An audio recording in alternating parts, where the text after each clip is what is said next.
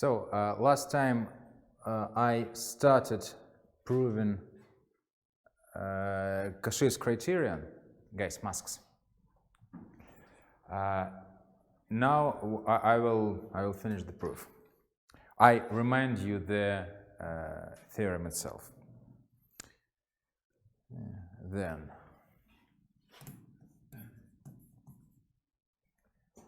there exists a limit of my function as x tends to x0, real number, if and only if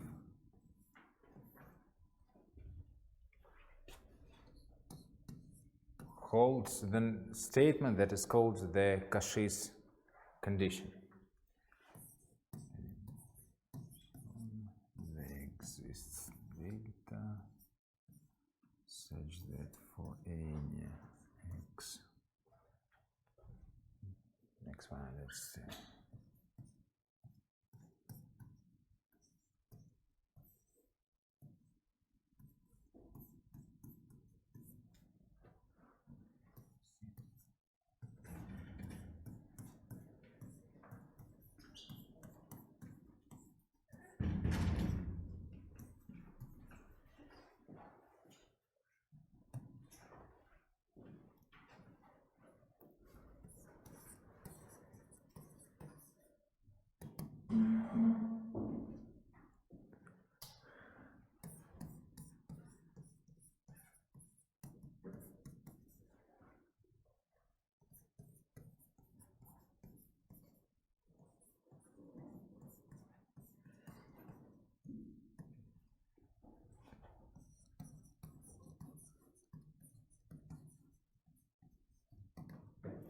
So I have proven one side, so necessity. Now let's discuss sufficiency.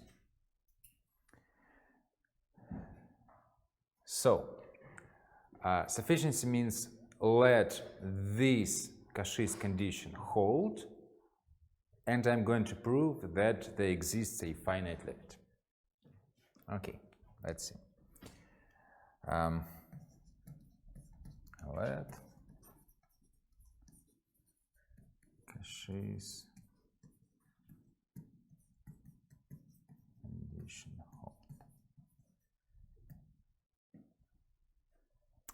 Now I'm going to take some Heine sequence at point x0 at this point.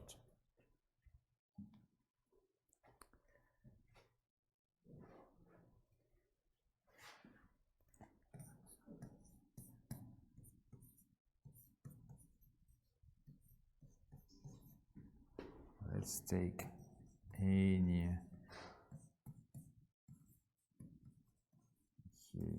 sequence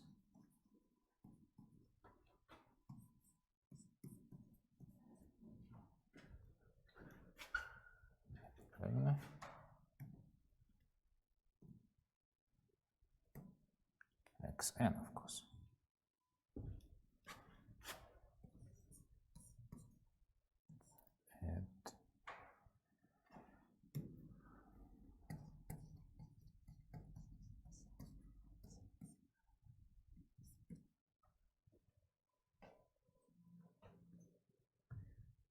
I remind you that a Heine sequence is a sequence such that it converges to x0 but does not assume x0 at any term.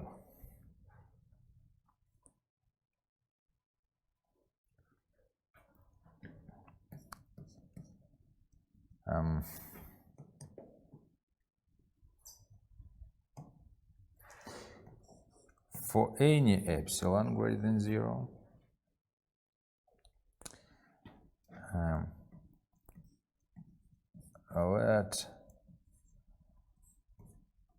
let's take delta greater than 0 from Cauchy's condition.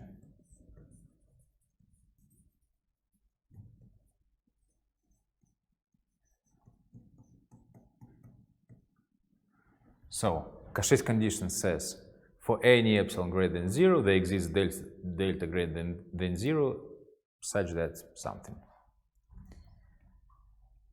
Now, for this delta, let's look at the definition of this sequence convergent to x0, and instead of epsilon, let's take this delta.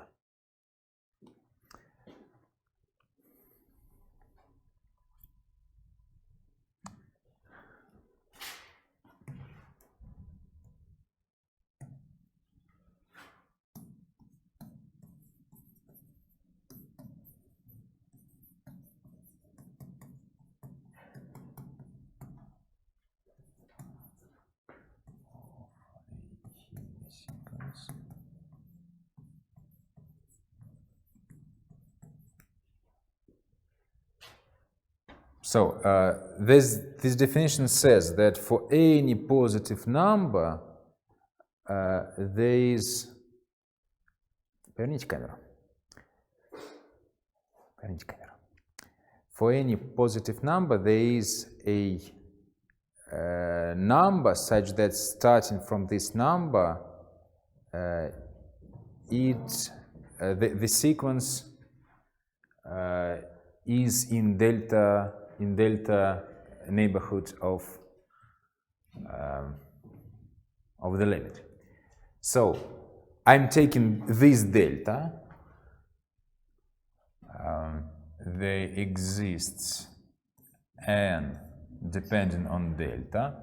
Usually I have n depending on epsilon. Now n depends on delta. Such that for any n greater than this n delta, it follows that xn is from deleted delta neighborhood of x0.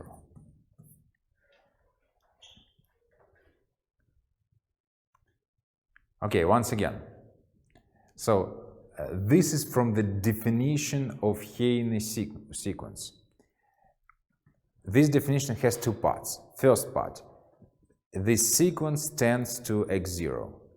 This means that for any positive number, I'm taking delta as this positive number, there exists a natural number, capital N, such that starting from this number, terms of my sequence lay inside this neighborhood. The second part of the definition of Heine sequence is that this sequence doesn't attain x0. Hence, I'm putting here a deleted neighborhood. Okay, this is true for any n greater than capital N, and also the same statement is true for a different letter. I'm going to take any letter m greater than capital N such that xm is from x0. So if I have two different letters, that's still fine. Okay, moving on.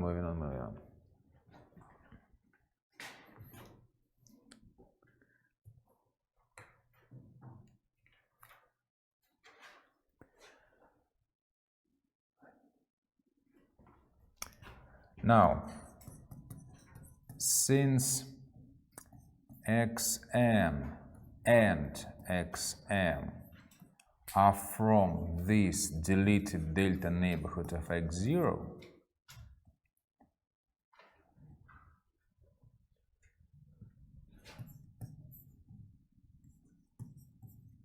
then from Cauchy's condition,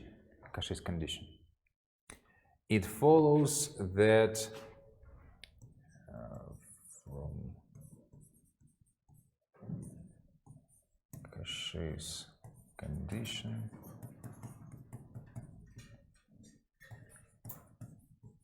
follows that f of x n minus f of x m is less than epsilon, just from Cauchy's condition.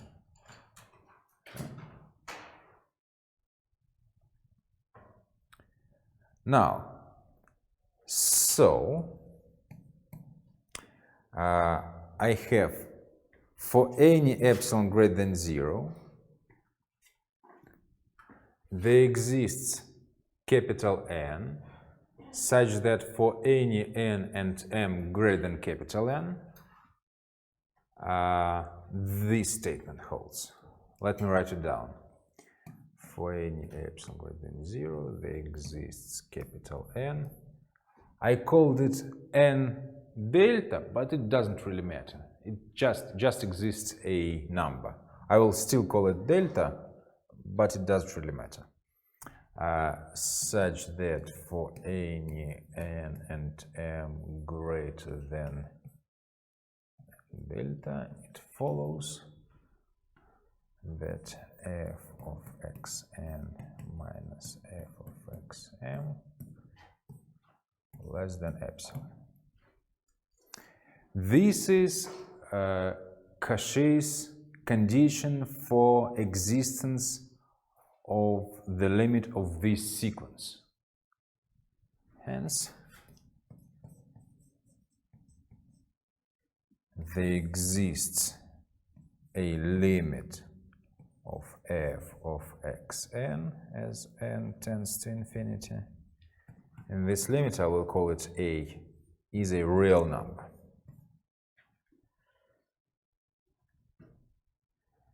So, I have shown that if I take any Haney sequence at point x0, then f of xn converges. Okay. I still haven't proved that the function has a limit, because I haven't proved that if I take different Haney sequences, this limit over here will be the same. So let me prove that.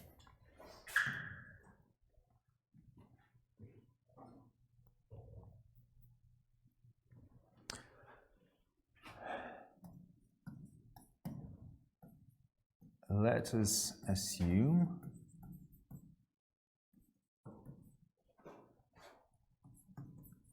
that there exists a different sequence xn dash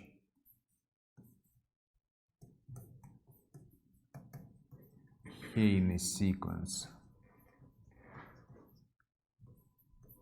at x0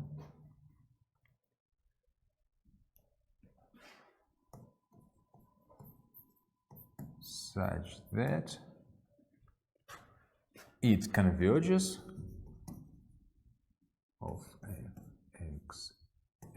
of x and dash equals b, which is not a. So suppose there is a different Haney sequence such that f of x and dash converges to a different number.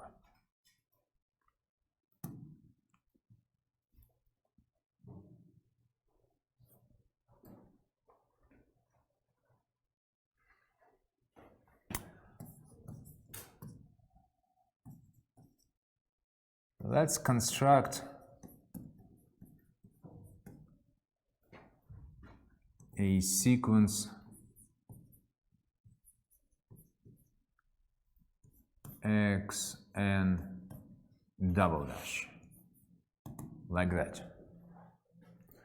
I'm going to alternate terms from those two sequences. I'm going to take x1, then x1 dash, then x2, then x2 dash, and so on. This is xn dash dash.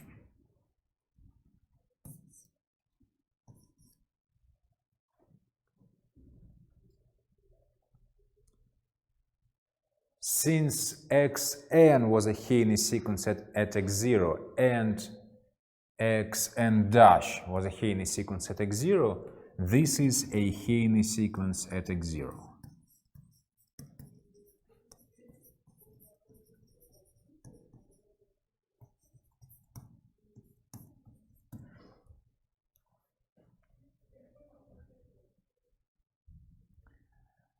Now let's look at sequence f of xn double dash. This sequence, if I take odd terms of this sequence, it would construct a sequence f of x1, f of x2, and so on. This is that sequence that we had before over here. And we know that its limit is a. So one of the partial limits of this sequence is a. And another partial limit, if I take even terms, is b, which is not a. This sequence has two different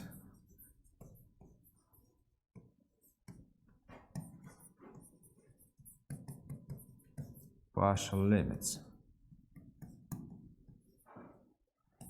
a and not b.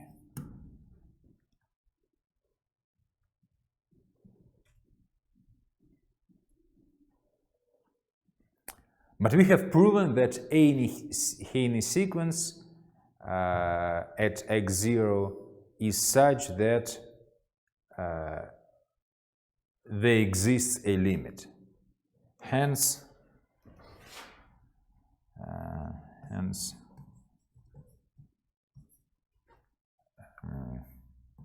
f of x n dash dash diverges. This is a contradiction with the first half of this proof.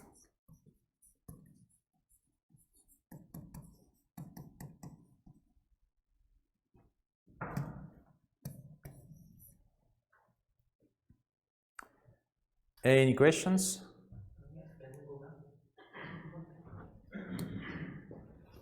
When we say the red function as we define a deleted neighborhood of x0, do we mean like all deleted neighborhood of x0? Any some deleted neighborhood. Look, I didn't put a size here, so I'm saying that there exists a neighborhood. Basically, everything we are doing is a local statements about functions. So this is something that happens in a tiny enough neighborhood, and I don't specify the size. Okay, more questions? Why does it follow that x double dash diverges? It has two different partial limits, and we know that if a sequence converge, any of its subsequences has the same limit. Okay, any more questions? Once again? This is a sequence. It depends on n.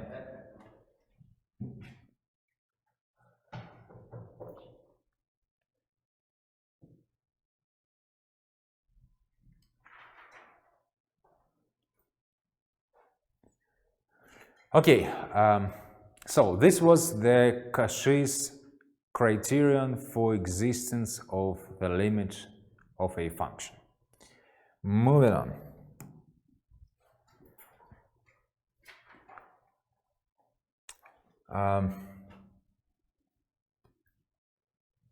The next subtopic is one-sided limits.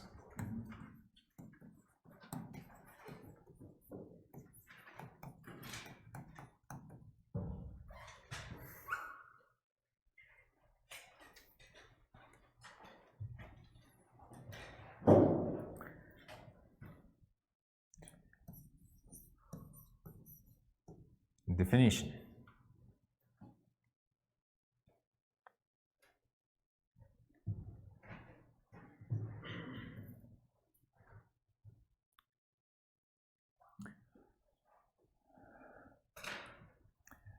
This set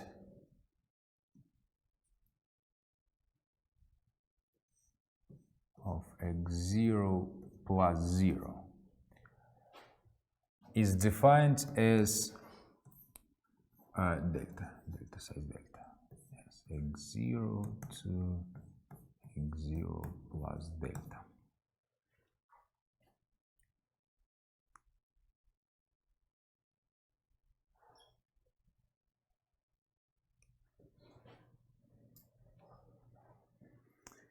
This is just half of the deleted neighborhood. Okay, you can see this.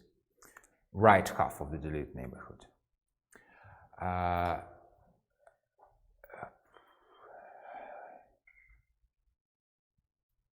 Let's call it a right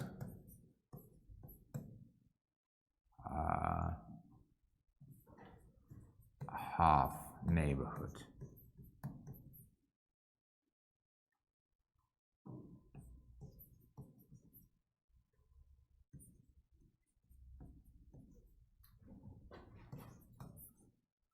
Of x0, half neighborhood, let's call it that.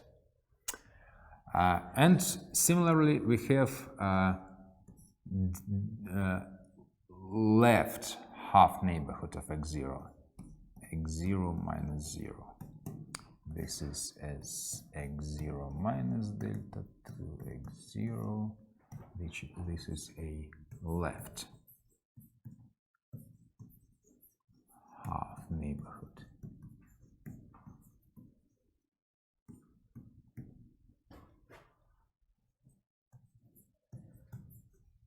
Of 0.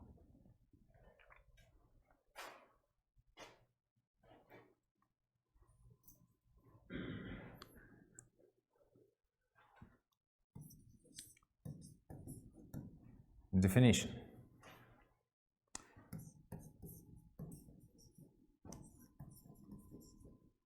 They say that a function f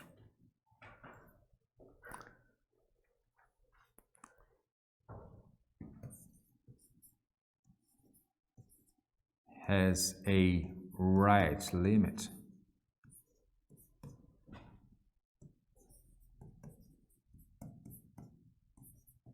as x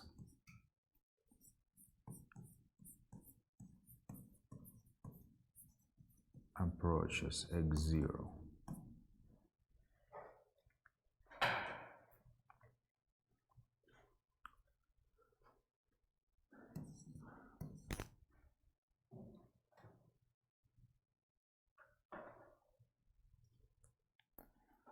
Or f has a limit as x approaches x0 from the right,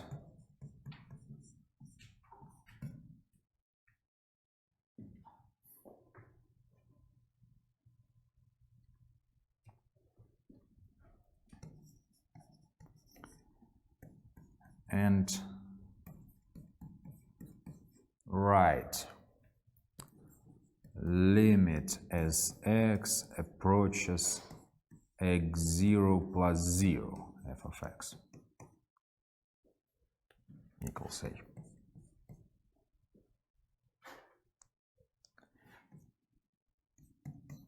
If, and now we have just the definition of the limit of a function, but instead of deleted delta neighborhood, we have a deleted half neighborhood, right half. So we have for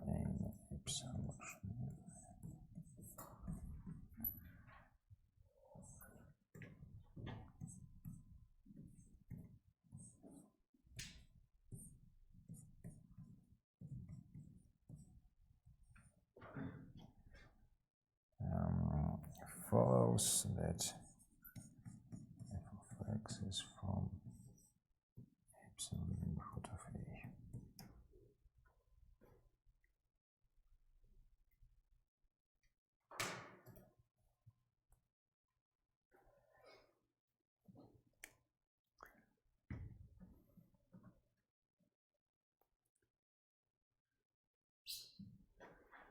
Similarly,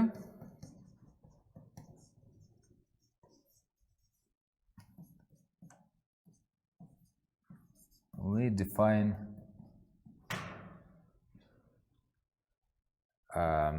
left-sided limits.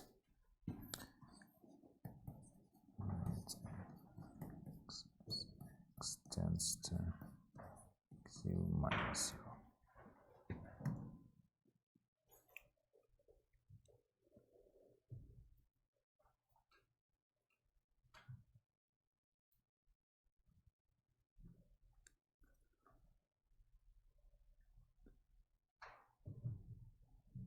I don't have enough space, but let me write it somewhere here.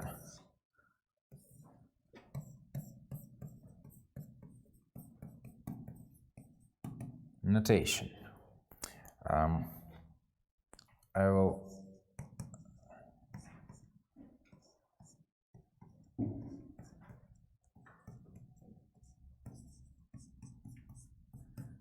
I will write this as f of x0 plus 0, and the left-sided is similarly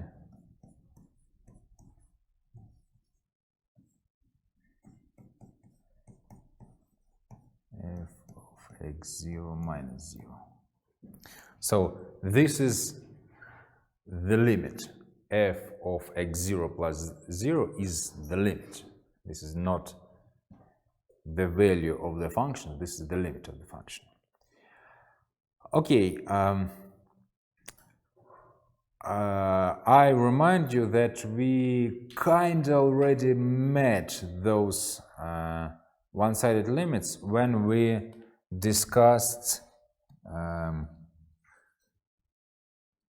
limits at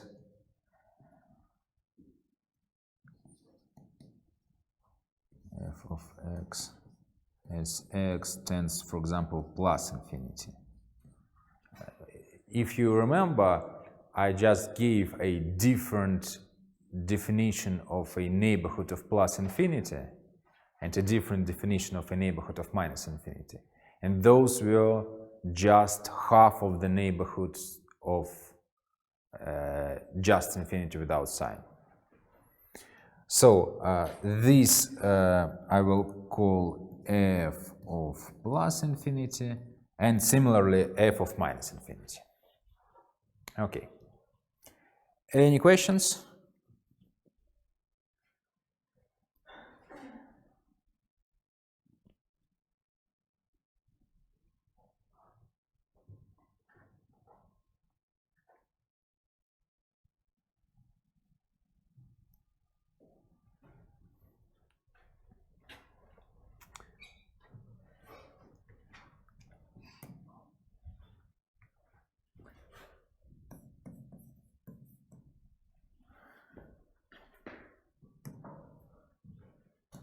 Theorem.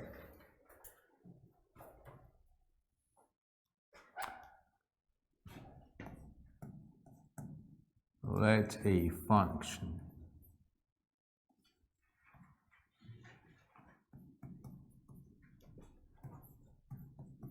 of x be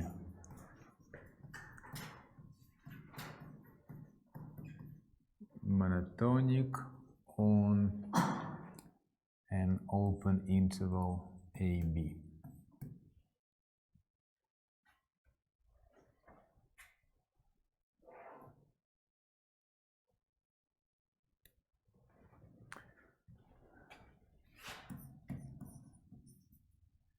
Then for any point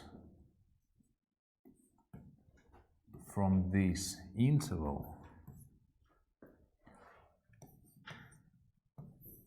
there exists f of x0 plus 0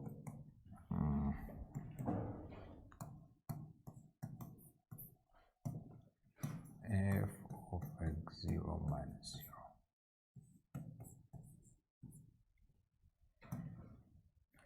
So a monotonic function has one-sided limits at any point. At any point. I'm not going to prove it.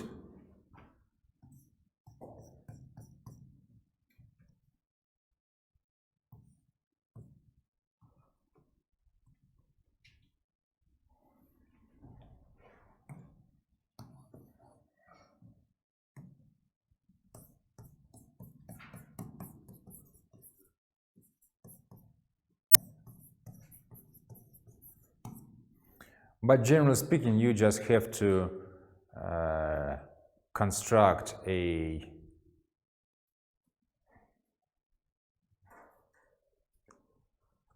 this is a statement similar to a statement about existence of a limit of a monotonic bounded sequence. You remember this theorem. So this is a similar theorem about functions. So, okay, there are one-sided limits.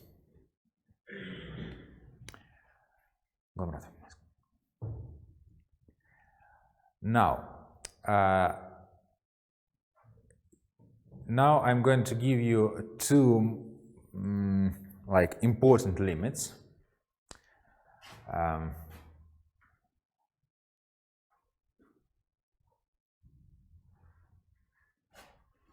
Let's call it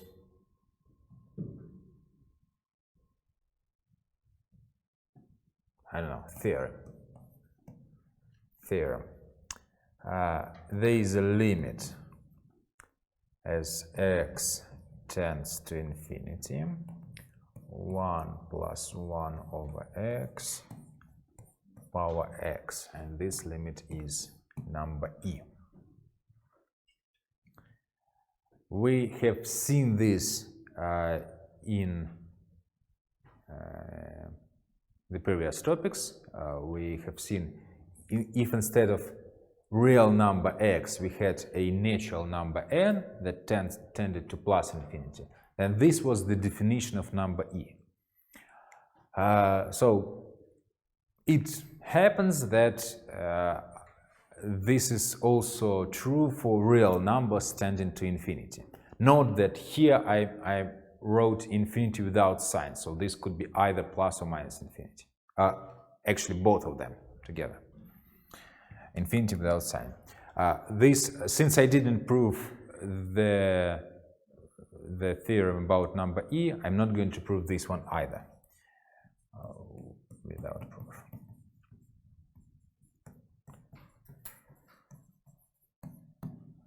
It's kinda not complicated, but kinda a lot of work, a lot of writing. I don't want to spend that much time on this. Okay, next theorem I am going to prove. Theorem, there exists limit. Actually, the interesting part is the existence of this limit, not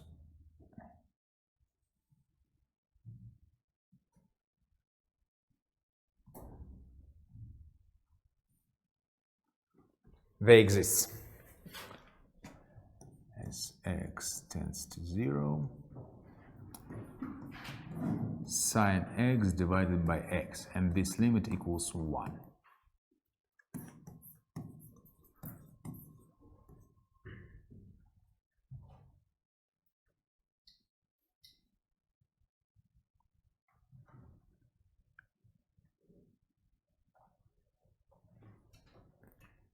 Proof.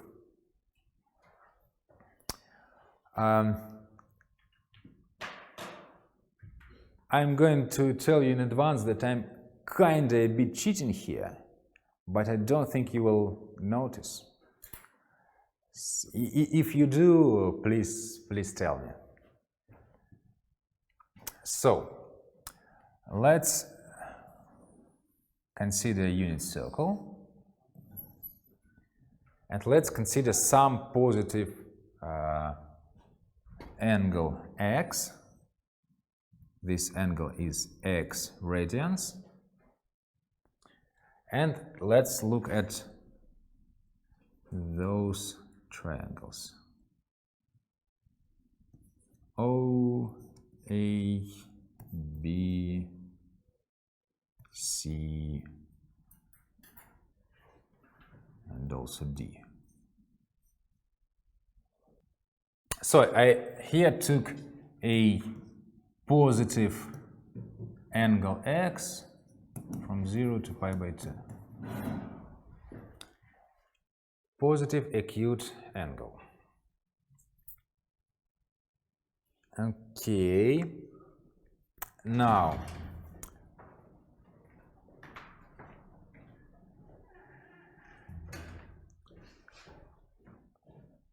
let's consider area of a triangle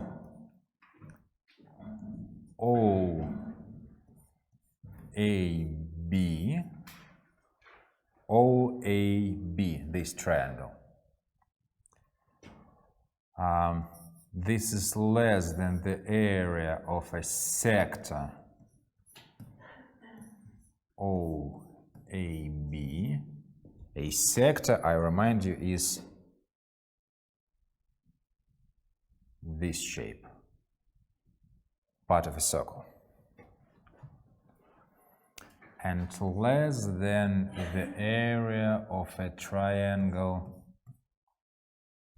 OAD.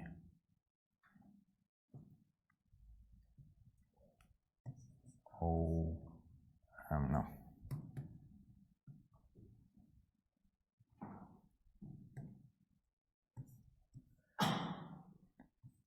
OAD.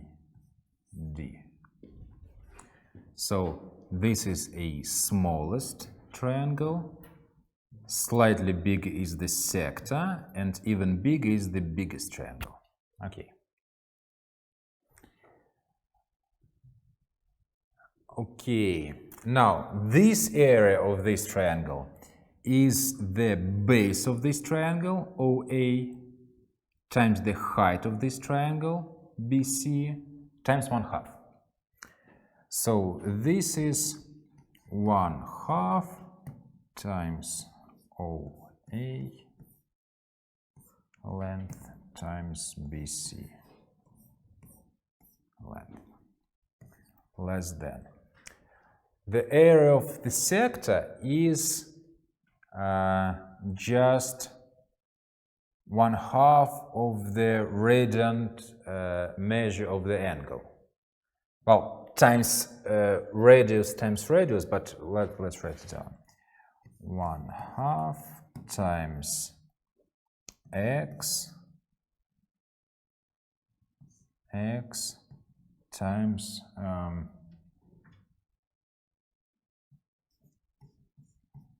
OA squared, because the area of the whole circle of whole disk is pi r squared,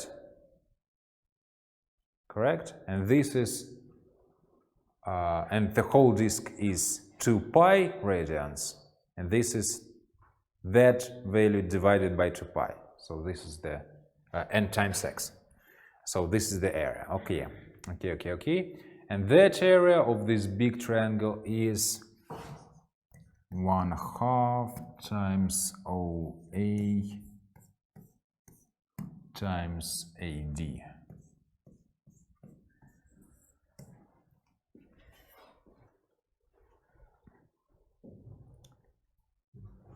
Here, why is it divided by 2? The middle one. X OA squared. Let me think.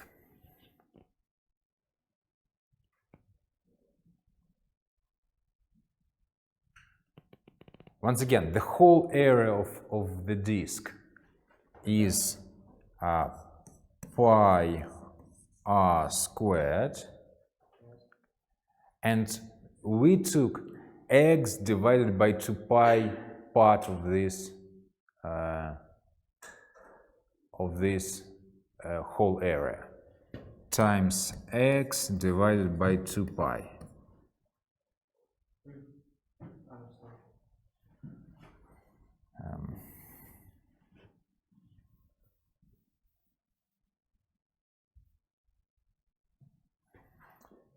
Okay, now this was a unit circle, so OA is just 1. BC, this is, let me write it, sine x, this part, sine x. So this is 1/2 times sine x times 1, less than 1/2 times x times 1, less than 1/2 times 1 times AD, which is tangent x.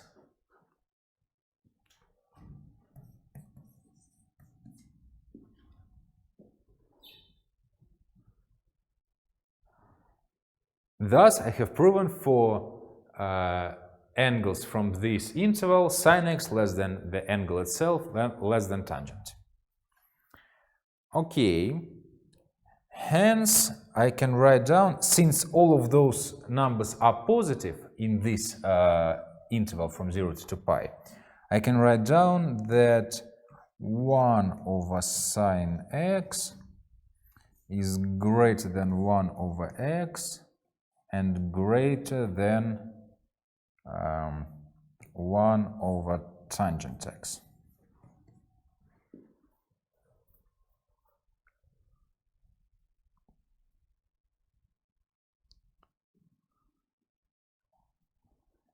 Very well. Now I'm going to multiply this inequality by sine x. Sine x is a positive number, once again, in this interval. This is a positive number. So 1 is greater than sine x over x, which is greater than 1 over tangent is actually cosine over sine. So if I multiply it by sine, this would be just cosine. Cosine x.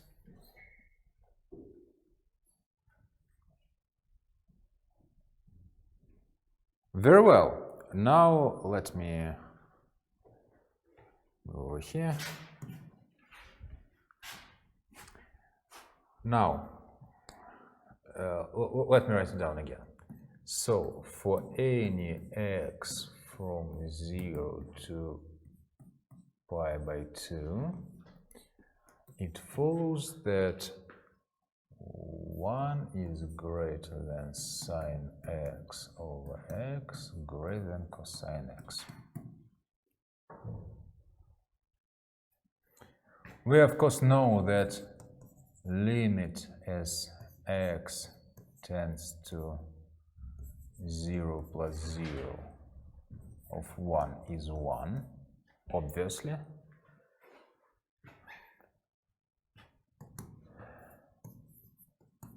Limit as x tends to 0 plus 0 of cosine x is 1.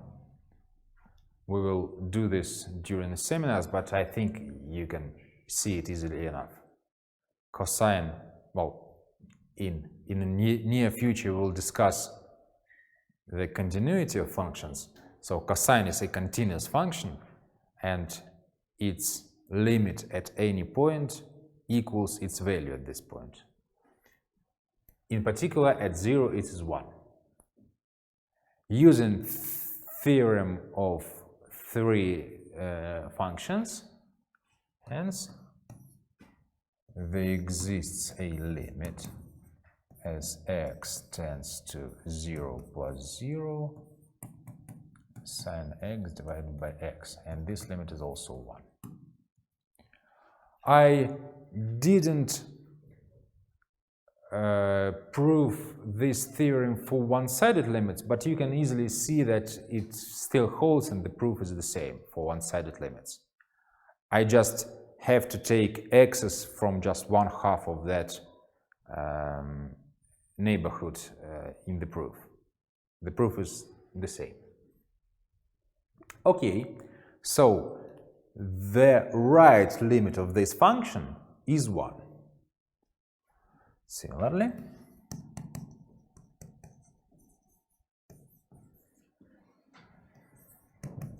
the left limit is also 1.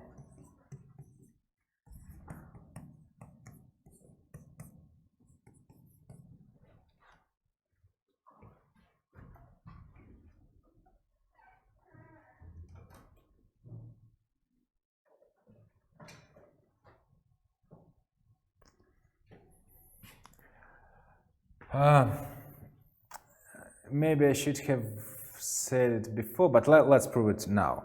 So, statement, let's call it lemma. If some function has the same one-sided limits at some point, so left limit equals right limit, then this function has a limit and this limit is the same.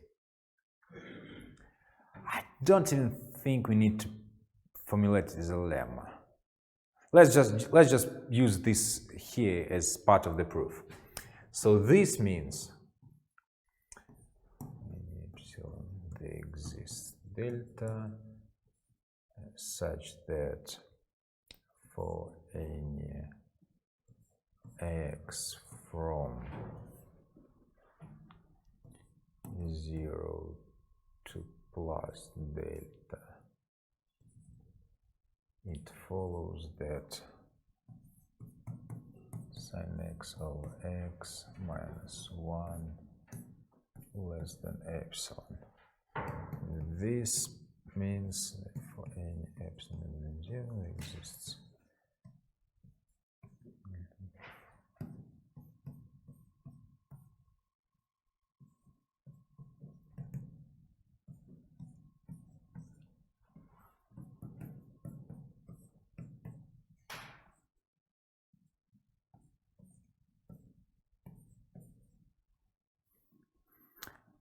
now.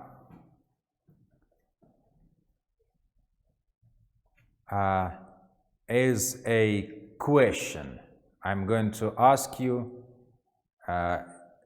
if you can see the mistake in my next step. I'm not going to write this mistake. I'm going to just say it out loud, and if we find the mistake, when we find the mistake, I will write the correct next step. My wrong approach to prove this theorem. For any epsilon, there exists delta such that if x is from the right side of this neighborhood, then this happens. And if x is from the left side, the same statement happens. Hence, for any epsilon, there exists delta such that if x from just a deleted delta neighborhood of any side, I can take any side, then this statement still holds. What's the mistake? Yes, generally speaking, this is delta 1 and this is delta 2. Those are two different numbers. Yes, and I can fix this mistake just by taking the minimum of those two. Hence, for any epsilon, there exists delta. I'm going to take it as minimum of delta 1 and delta 2 such that this is a positive number, such that for any x from deleted delta neighborhood of x0, it follows that sin x over x minus 1 less than epsilon. Well, basically this is the statement that we wanted to prove. End of proof.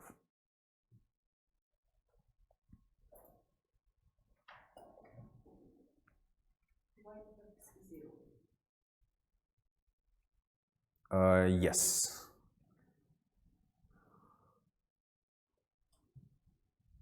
Oh, 0. 0.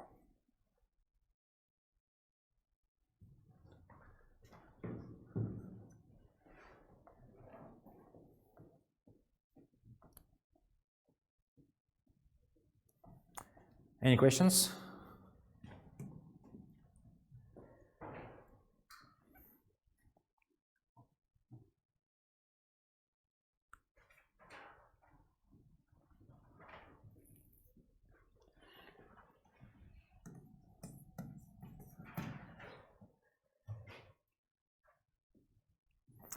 Definition.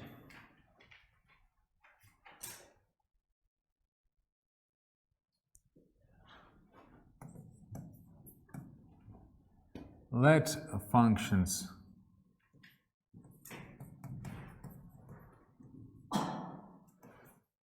f and g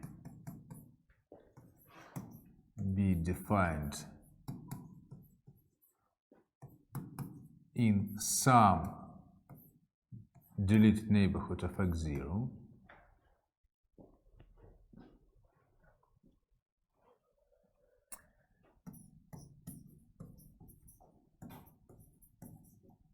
they say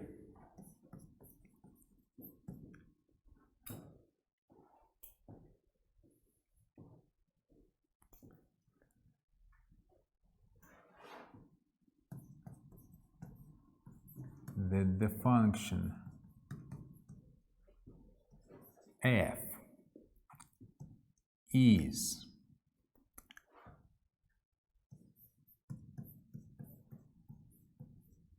little o of the function g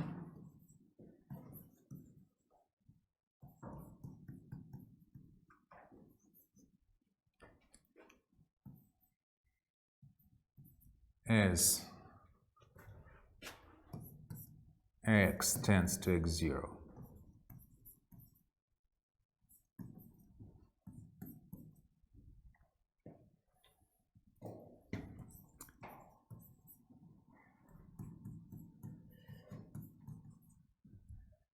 And write f of x is little o of g of x as x tends to x0.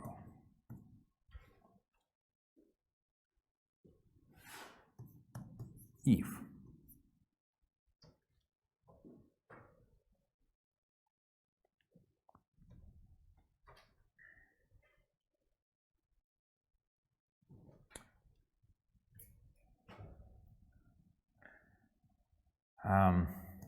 there exists a function alpha of x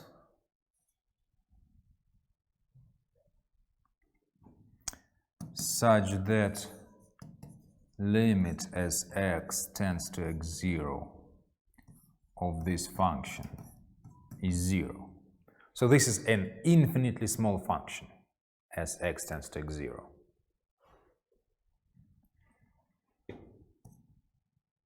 And f of x equals alpha of x times g of x. So function f is just function g times an infinitely small function. This is called little o. F of x is little o of g of x.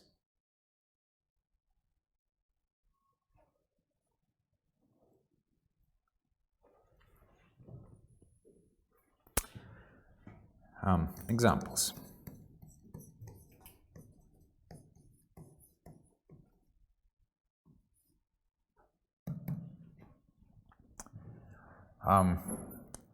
X is little o of x squared as x tends to infinity.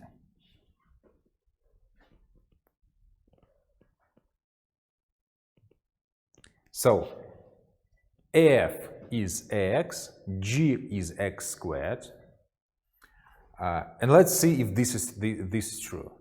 So since x is my function x is function 1 over x times x squared, so this is function f, this is function g, and this is function alpha as x tends to infinity. And alpha, so 1 over x tends to 0 as x tends to infinity. So this factor alpha is indeed infinitely small function. Okay, another example. X squared equals little o of x as x tends to 0. Now it goes the other way around. X squared equals x times x. This is function f, this is function g, and this is alpha. And x tends to 0 as x tends to 0. So look, since we changed my point of my limit, where x tends to, it was infinity, now it's 0. The functions, of course, change their behavior. They behave differently in different neighborhoods. This is to be expected. Slightly less obvious thing, slightly maybe less intuitive thing, is that this like this symbol equals, this is really not equals symbol. This is a symbol of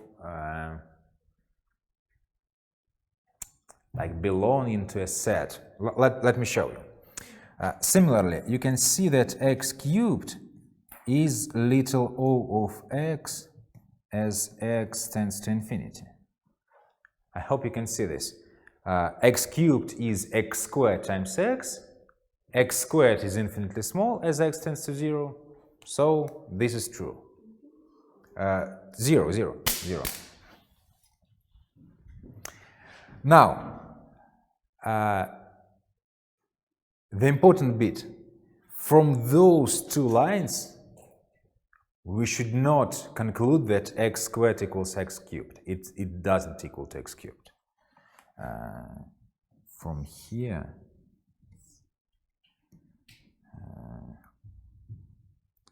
does not mean that x squared equals to x cubed. This is not true. Basically, the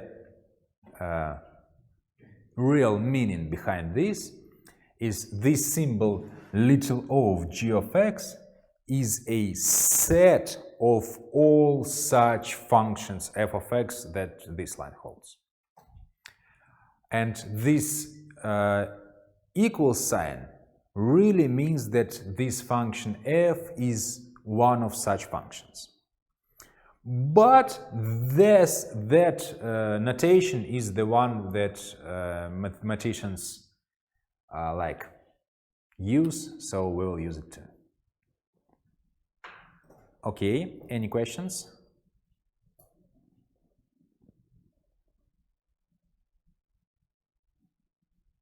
Any questions?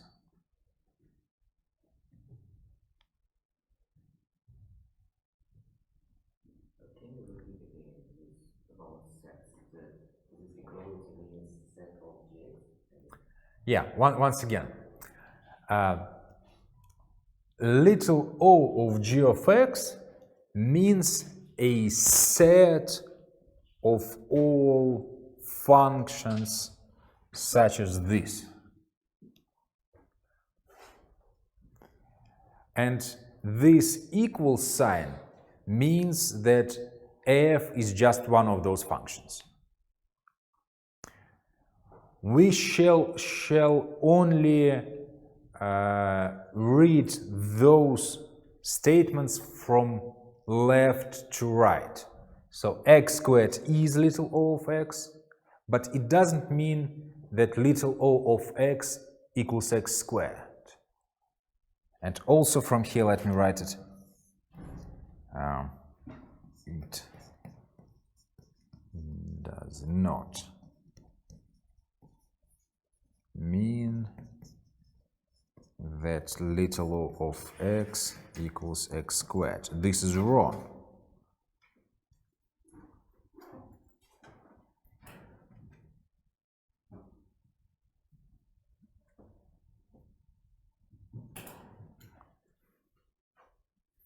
Little o of x is a set of all functions such that one of those functions is x squared, but it's not the only one. For example, there is x cubed and a lot of others. Okay, any more questions?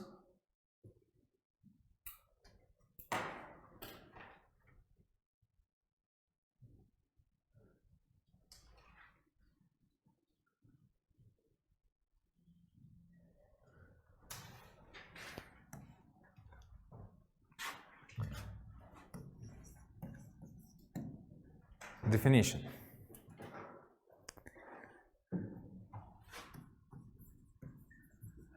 They say, once again, let those functions be defined in a deleted neighborhood of x0. They say that the function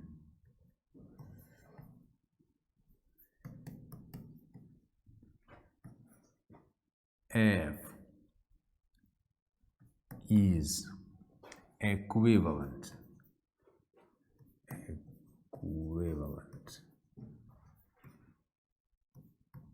to the function g as x tends to x0 if there exists a function beta of x such that it tends to 1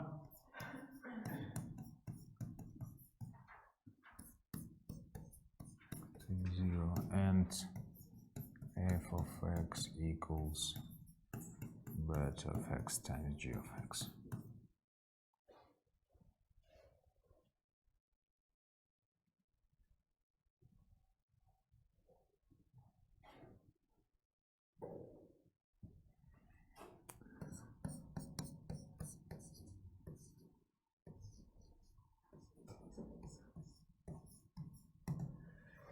For example, we can write that sine x, no, I have forgotten.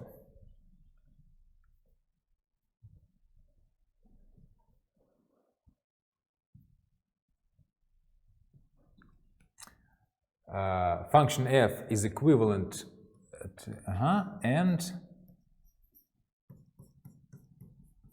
write f of x is equivalent to g of x as x tends to x0, if that. For example, sine x is equivalent to x as x tends to 0.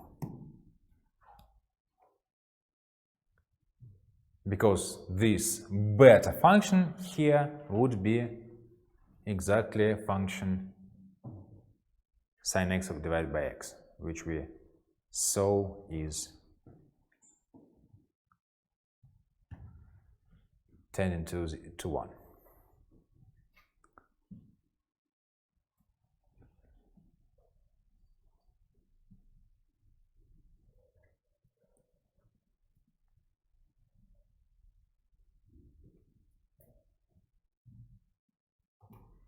Okay, any questions?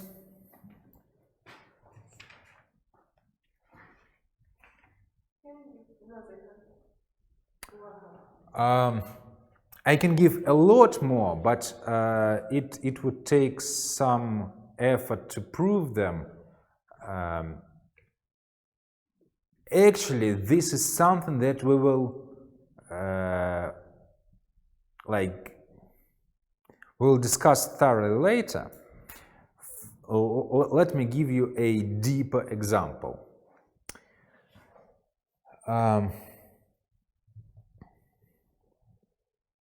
Let me start with easier examples. So I will expand on this example. X is equivalent to, as I have already said, sine x, also tangent x, also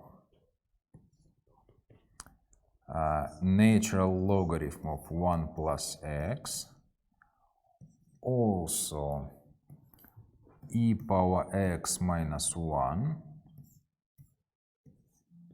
also, what else do we have? Hyperbolic sine x, and so on, as x tends to 0. So all of those functions are equivalent to each other as x tends to 0. What is the last one? Hyperbolic sine. I remind you that hyperbolic sine is e power x minus e power minus x divided by 2.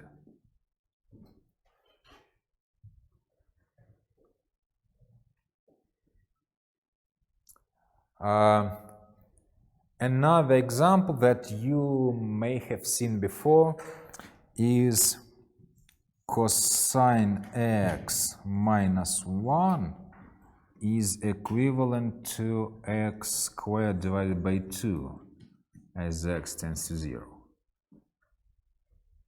Anybody saw this? No? Okay. Well, this is also the case. Let me also note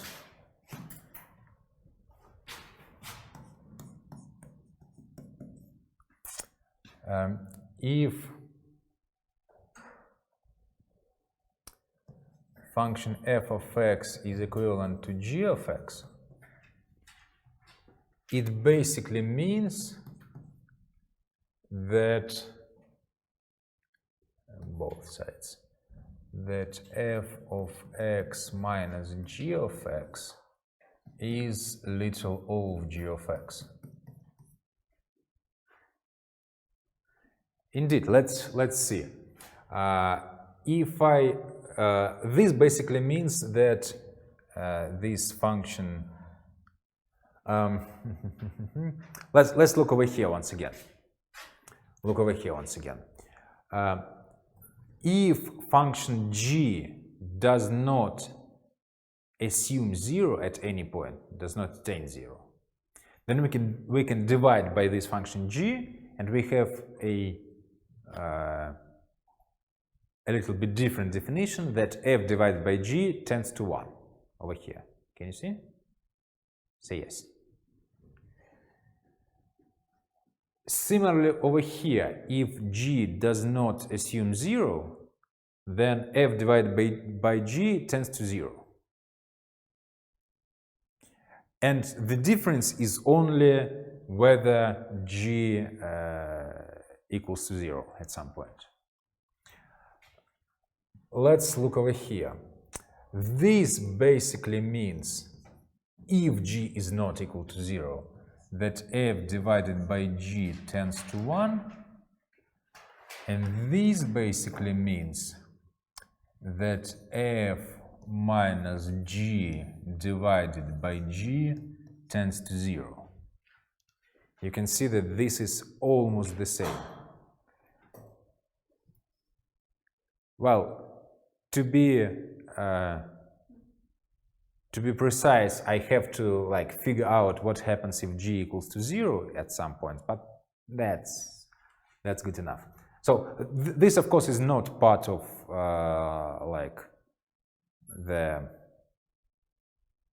is not a good enough proof, not a rigorous enough proof, but this is just an illustration. Okay, and since we understand this, so we can write that, for example, sine x minus x equals little o of x. Can you see? And we will also write later sine x equals x plus little o of x. This is a bit more complicated. Look, it says that I can have my function sine x if I take function x and I add to this function one of the functions that are little o of x, one of those functions.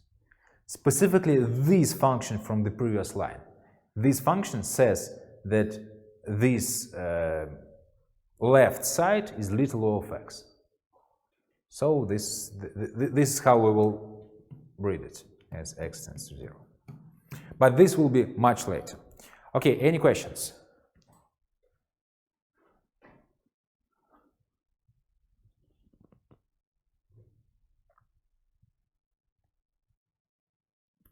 Any questions?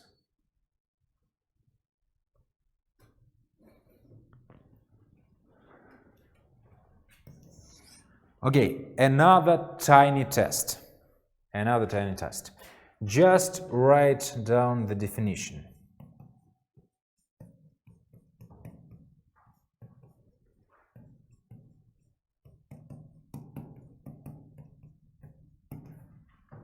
Just write down the definition of the limit. Limit as x tends to 5 minus 0 of my function f of x equals plus infinity. You have 5 minutes for this. And those of you who are attending by Zoom, you have 5 minutes to write down this definition and send it to me by email. Okay, thank you for your time.